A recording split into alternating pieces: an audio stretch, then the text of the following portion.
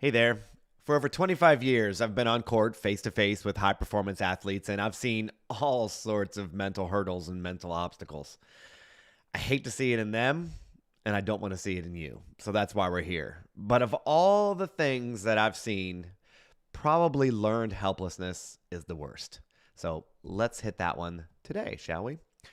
First, we'll talk about the legend of learned helplessness. Now, it's not a legend, it's a real thing. Scientists have documented it's a way people become hopeless, which is awful. Again, that's why we're trying to fix that. There are a couple of famous stories that teach this. One involves dogs getting shocked, and it's horrifying and sad, and I don't want to talk about it.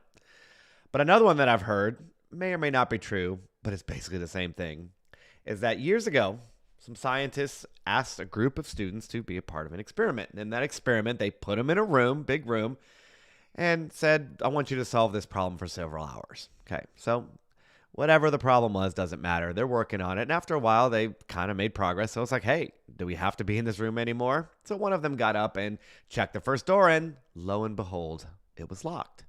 They said, well, I just want a drink of water, and let's check another door. Maybe I can get out. Nope. Second door locked too. Tried one more door. Nope. Lock, lock, lock. All of them were locked. So shrugged his shoulders, went and sat down, and they just remained there. And that was it for hours and hours and hours. Once the doors were checked, right? Once everyone had determined that the doors were locked, that was it. That was their life forever, right? They were just going to stay there. Now, the interesting part is the scientists went and unlocked the doors shortly after, right? As soon as they had checked it once, doors were secretly unlocked. But nobody checked, right? They had learned that they were helpless. Do you see? See what I'm trying to talk about? They just accepted their fate. Now, this is not true that this is documentary footage from that experiment, but it might be. And it wouldn't be surprising, right? Now, what is learned helplessness? Not in a legendary story, but what is it in real life? Well, let's look at it in tennis form, right? Because tennis is a metaphor. It's not really about tennis, which is why I love tennis.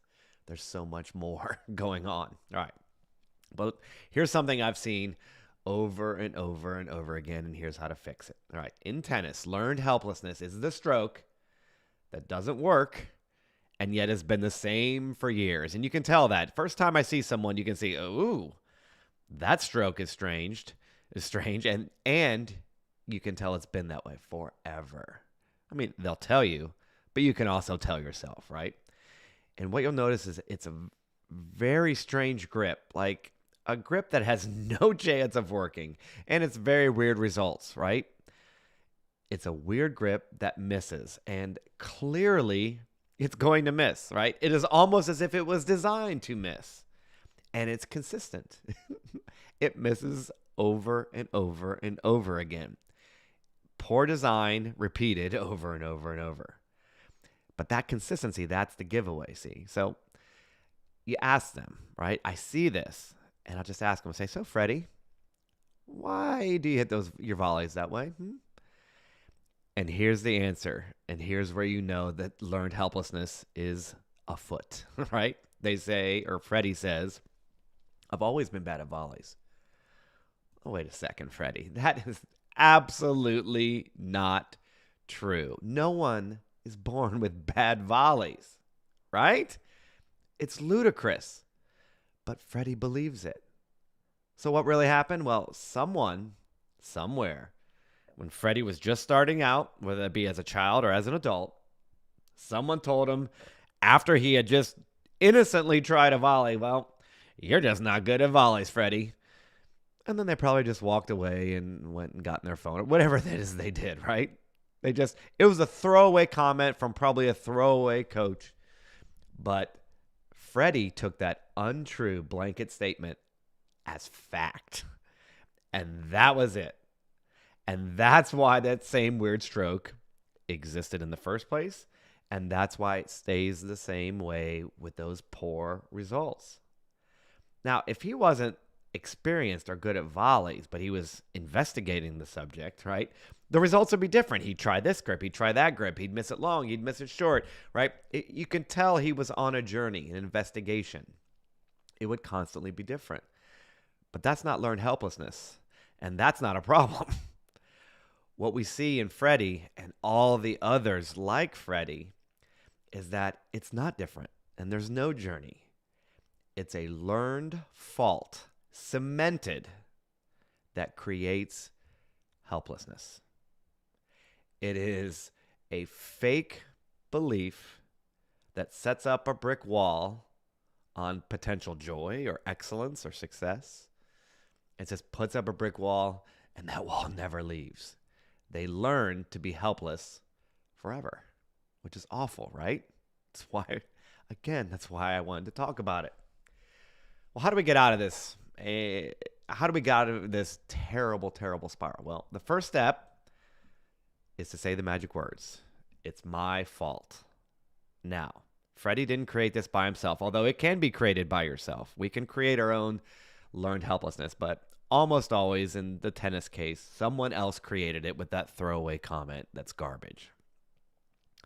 And it's true that someone else can create the solution. We're trying to do that here today. I've tried to do that dozens and dozens and dozens of times in real life.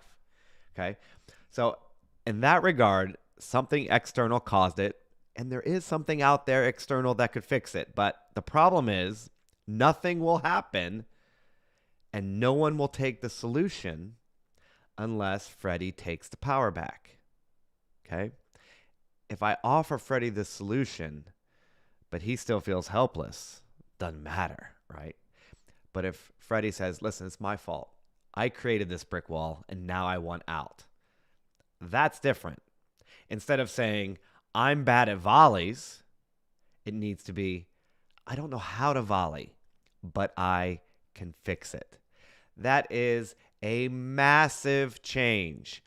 When I'm talking to a student and they say, I'm bad at something, I immediately make them go right over top of that and say, no. I'm not going to let you talk that way. Yeah, I actually do that. Is that rude? I don't think so. I say it in a nice way. But I say, you can't say that. You can't tell yourself that you're bad at volleys. You have to tell yourself, I can fix it. You think it's trite? Well, maybe. It works every time. Okay, so let's fix it. In the tennis arena, first thing to do is get good information or find a good coach, okay? I recommend finding a good coach, and that's not easy. But that's my recommendation instead of reading books or even watching videos. I find that tennis in particular is very hard to do in a book or on video. It's really something that's best done face-to-face. All right, so what's a good coach? Well, if someone's taught a lot of ranked players, a lot of successful people, that's a clue.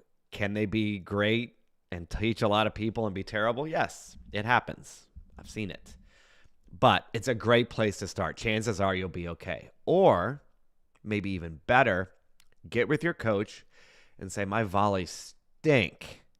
How do you fix it? Of course, you have to say, I can fix it, right? You're not helpless at that point. And if someone gives you the solution, you're like, yes, that makes sense, right? Maybe it's someone who's new. Maybe it's someone who doesn't have a big track record, but their solution absolutely says, yes, that will work. Then there you go, right? Either one of those, track record or makes sense. Okay. Part 2, be open-minded and coachable. You have to know what learned helplessness is, and you have to be willing to get out. It's just a wall you've put up. It's nothing more than that.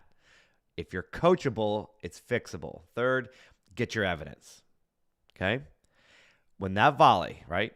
Freddie has a volley. I say, Freddie, instead of that grip, can you change it a quarter of an inch this way? Okay? Do that. And instead of following through down at your left knee with your racket head flipping over, will you finish about waist level and will you finish out towards me? Okay? Agreed? Can we just try it? Okay. Feed it. Guess what? It goes perfectly, right? Right where Freddie aims it. So I feed it again. Perfectly. Feed it again. Perfectly. Evidence, right? I told them it can be fixed, gave them a solution, and then here's the evidence. That solves it. Of course, there's still one more problem, and that is when the volley suddenly changes and finally works, the person has to believe it. That's where the coachable, that's where the stopping the learned helplessness, that's where the I can fix it. It's where all of that comes into play. As long as they're willing to believe it. If I fix it, will you believe it? You ask them, right? Or you ask yourself, if I change, will I believe it, right? We have to talk to ourselves too. The easiest way to change that is a phrase from Shakespeare, and it's been with me for years, decades. I love the quote, presume not that I am the thing I was, right? I am not that person who misses volleys. I'm not. Don't think of me that way. I am something brand new that you've never seen. It is just a simple way, a simple mindset shift that suddenly opens every door. Now, the helplessness has a chance to go away forever. Interesting, right? Does it work? On the tennis court, yes. It works every time, right? If they're open-minded. I've very rarely seen a closed-minded person deny the true evidence, but it can happen, right? You have to have open-minded people, but it works every time. Okay, but what if it's not tennis? Let's expand the metaphor. Well, what if you have weird, unsuccessful money habits? Doesn't change. Get a good information or get a money coach, right? No one's born with small amounts of money that stays that way permanently. We have to work to stay poor or to stay at an amount of money that we don't like. We have to be so helpless that we create the environment that keeps us there. It's work to stay helpless, right? Work to be a different way. What does that mean? Well, instead of changing your grip on a volley, start saving. That's good. Or start income investing. Notice I didn't say investing. Start income investing. There are many reasons for that, but one is when you see money coming in, it's doubly positive, okay? Start saving. Start investing. There's no way you stay, right? To be helpless, you can't save and you can't invest. To cure helplessness, you do those things. It's absolutely will curing, okay? Because if you do that, now you're a smart person who is going to have a lot of money. You're not a poor person that's that way forever. Another example, what if it's business? You're stuck in a job, can't seem to move up? Read any self-help book. There are tons of them, right? I love reading self-help books. They're fun, right? Some of them are bad, some of them are great, but read them. And then do these simple things that you can find in any book. Start dressing impressively. You think the way you dress doesn't matter? It's not about show-offery, not a word. It's not about showing off or wearing expensive stuff. It's just about caring. I care what I look like.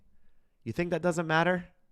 What if you're in a doctor's office with some serious sickness, and the doctor walked in a tank top and jean shorts? You really want your doctor looking like that? What the doctor looks like matters. You want him put together. You want the white coat, right? We want that. Do it in your job. Dress for success. I'm not about the silly little sayings, but it makes a difference. Care about what you look like. Start being early. Show up every day. Do things that no one asked you to do. Be trustworthy. How do you stay pigeonholed? If you take care of what you look like, you're early, you show up every day, you do things that are beneficial that no one asks you to do, and you're trustworthy. It is darn near impossible to stay stuck. But if you're helpless, you wouldn't do any of those things, because what's the point, right? So do those things, because there is a point, right? And if you do, you're not helpless. You're suddenly you're a hardworking, reliable person ready to create solutions. Who typed this? I'm going to fire someone. Ready to create solutions and have more responsibility, right? What if it's a relationship? Last example. Well, read a self-help book. Tons of them out there. And start putting the person that you're with or the person you're going to meet, put that person ahead of yourself. I know. It's not about your day or your stories. It's about them. How are they feeling? How can you help them? And listen. You know what the most important thing you can do with another person is listen. If you and I were to talk, I would shut up. I may not talk the whole time. I just want to listen because I'm genuinely interested in what you have to say. And if I'm in a lesson, guess what? Right? Every tennis lesson I've ever given my whole life, I just sit there and listen at first. Tell me your story. I want to know. Do that in a relationship. I bet someone will like that, right? And then always be on time. Be respectful. Don't put your phone on the table, right? All these little things. Who wouldn't want to be around someone who's trying to be fit, right? You read a self-help book and you're working out. You listen. You care more about the other person who's always reliable, right? A helpless person wouldn't do any of that. What's the point of getting fit? What's the point of listening? It doesn't matter, right? It's helpless. Do it and everything changes. You're a caring person now. You're not lonely person anymore, right? The bottom line is this. Helplessness, that's where depression comes from. It's where depression lives.